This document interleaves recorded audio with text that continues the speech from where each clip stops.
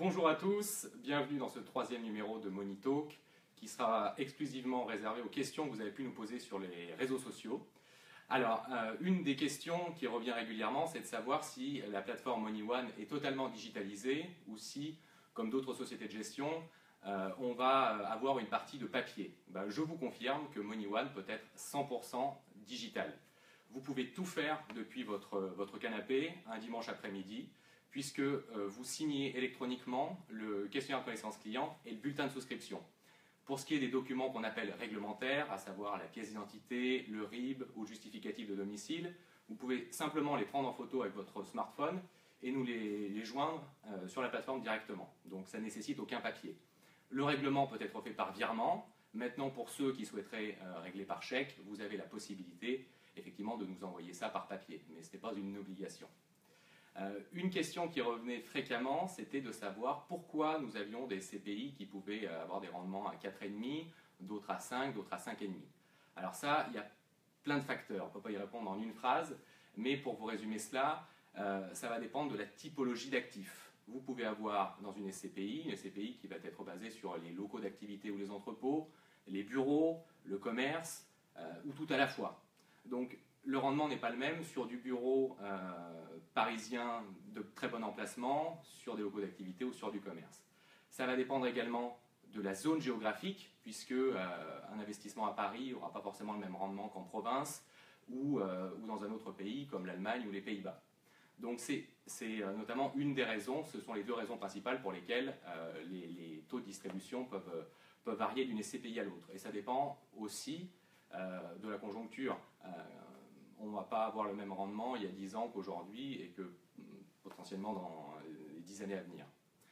Une autre question qu'on nous posait, c'était pourquoi est-ce qu'on se mettait à investir depuis 3-4 ans en Allemagne? Alors encore une fois, il y a plein de raisons pour cela, plein de bonnes raisons. La première, c'est parce que l'immobilier en Allemagne a ce qu'on appelle une profondeur de marché. Vous avez en France principalement Paris et Lyon qui tirent une activité économique pour l'immobilier tertiaire.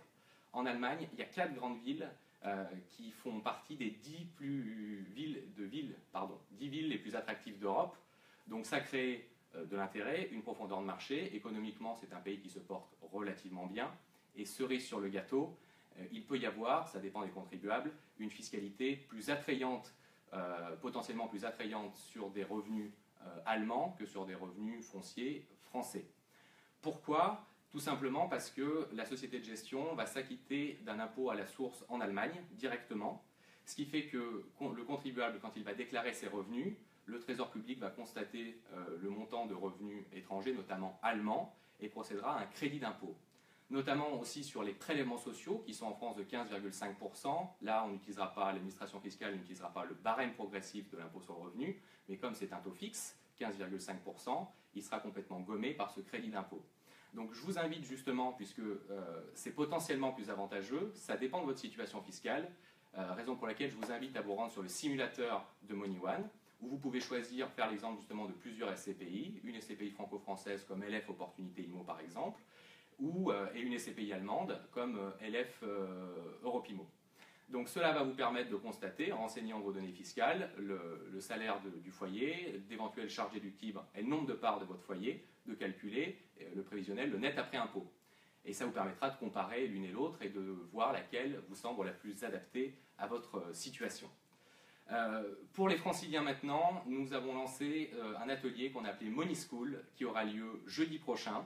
On va vous laisser dans les commentaires le lien, il reste quelques places si vous souhaitez vous inscrire. Ça, c'est pour les utilisateurs qui n'ont pas eu la chance de connaître encore la SCPI ni la plateforme MoneyOne. Donc on vient faire découvrir et qui surtout casser des préjugés et expliquer pourquoi investir dans l'immobilier est accessible à tous. Je vous remercie de nous avoir suivis. On se retrouve le mois prochain pour de nouvelles questions et un nouveau thème. Merci, au revoir.